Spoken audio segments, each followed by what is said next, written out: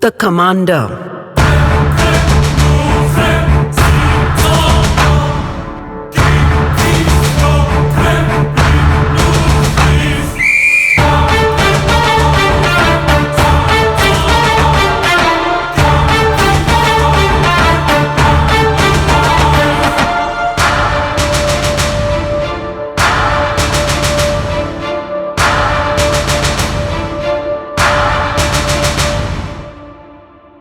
I worked deep in the inner reaches of the grand and glorious hotel, but the commander worked at the frontmost post. Quite literally, he was the doorkeeper. His uniform was imposing, coat and pants of shining white, a red and gold belt, a towering turban and shiny black shoes. His moustaches were luxuriant and marvelously curled, and his chin clean-shaven. He was 6 feet tall, broad-shouldered, and still carried himself like a soldier. Everyone had had enough of his stories a long time ago, but I remained eager for more. He recounted his experiences so vividly that military campaigns came alive for me. Hills, plains, roads, rivers, the regional trees or seasonal crops, whether it rained when this happened or if it was day or night when that occurred, what his sergeant said or his mates did, when a dog barked or a cock crowed. All his victories, the near misses, he detailed them meticulously and wept for the comrades he'd lost along the way. He sang their marching songs and yelled out the sergeant's commands, making me quiver with immediacy. He recited snatches of letters received at the front by him and his fellows. How they'd yearned for those letters from home, and how upsetting they were, either because their families missed them or because they didn't. He told stories of valor and comradeship, of victory and loss and achievement against odds, all the guts and glory, all the muck and misery, all true. And I just loved it. So when he didn't arrive for work one day, I noticed someone else took his place physically at the entrance. But no man could truly replace him, I thought. They didn't have his commanding presence. After an unprecedented 3 days of absence, I somehow discovered his address. But when I eventually found the place, he wasn't home. His neighbor kindly showed me his room, walls covered in pictures of groups of military-looking men. But though I peered, I couldn't recognize him in them. They were all so young then, of course. The small room was trim and tidy with everything in its place. Tin trunks with the white army stenciling stacked in a corner, topped by his turban, his uniform on a hanger beside them, and his shoes placed perfectly beneath, the army discipline ever present. The neighbor casually informed me that he'd taken sick and they'd had to call an ambulance. I jumped with shock, but the silly man kept on about the difficulty and the cost of getting an ambulance to come to them. Neighbors had to pitch in and contribute. After all, none of them could have carried that mountain of a man down the stairs, and he certainly couldn't have been squeezed into an auto in that state. Much similar rambling before he admitted no one had actually visited him since, so they didn't know how he was. And with even greater difficulty did I extract from him the vital information as to which hospital he'd been taken to. I rushed off post-haste, appalled that commander should have been so abandoned by both employer and neighbors, and wondered why he hadn't gone to the army hospital, where he'd be entitled to free treatment. It took ages to get to the hospital, and then to locate him, with everybody, or so it seemed in my anguish, blocking me at every turn. I prayed I'd find him alive and well, but only half my prayer was answered. He was alive, but even to my inexperienced eye, far from well. He was delighted to see me and declared my visit had made him very happy indeed, which was good, for he was not long for this world. That upset me inordinately. I charged out looking for a doctor. Someone must help him. I was his grandson, I said, knowing that would get a fraction more attention than a mere friend. With pity in their eyes, they explained that he had only days left, if that. It was a congenital heart defect and could have surfaced at any time in his life, but once it had, there was no remedy. He was extremely fortunate to have evaded it this long.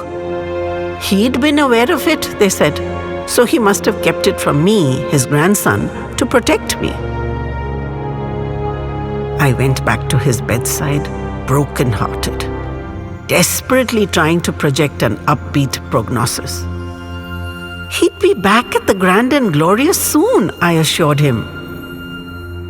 He gave me a disbelieving look.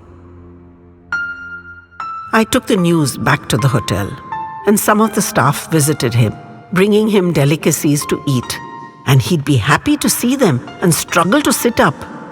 But we could hardly entice him to eat a few bites. He was evidently getting weaker. It was so difficult to turn him in his bed, such a big, hefty man. He couldn't walk anymore. Even breathing was hard. He spoke little, but softened when he looked at me. He told me to go back to work and not worry. He was an old man. I asked him if he'd prefer to be shifted to the army hospital, where he'd surely be treated with dignity, such a distinguished veteran as he. He closed his eyes and averted his face, and I knew I'd upset him, though I couldn't fathom why. I didn't bring up the topic again.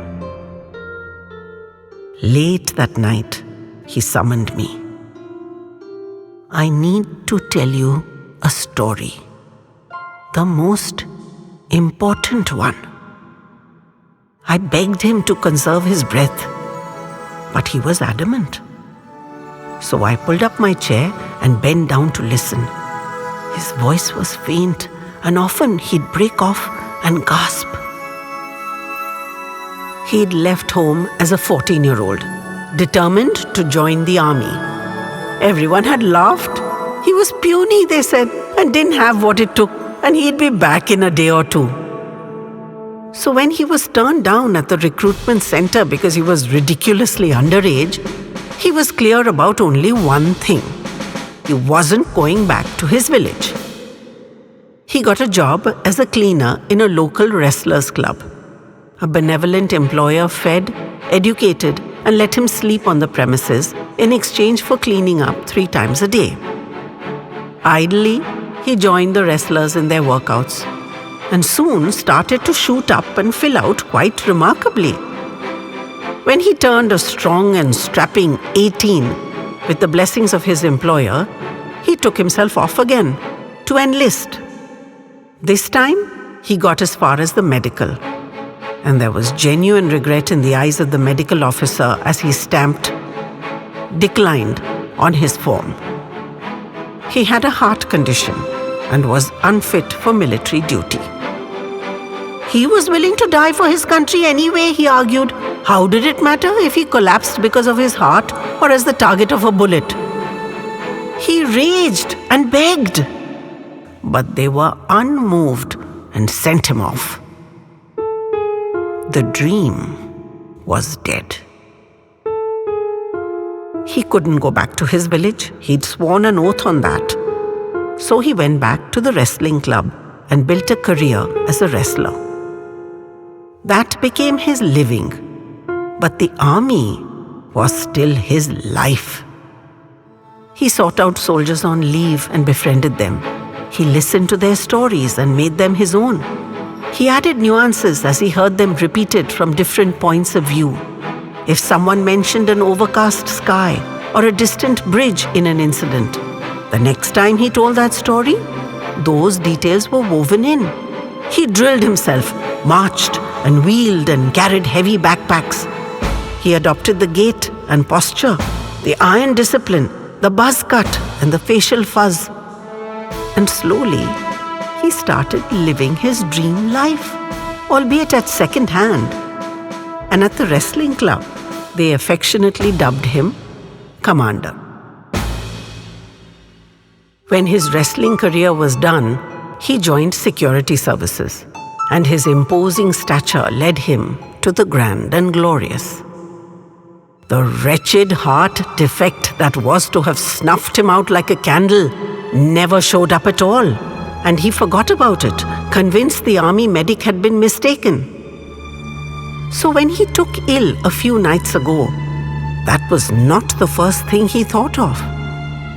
It's only when the hospital came back with the same verdict as decades ago that he knew his days were numbered.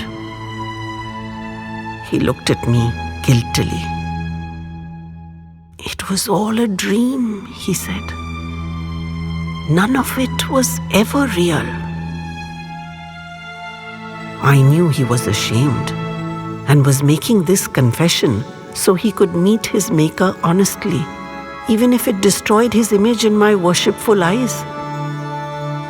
"It was real to you, and it's real to me, and no one else matters, Commander." I soothed his brow and cupped his moist cheeks. "Thank you, my boy.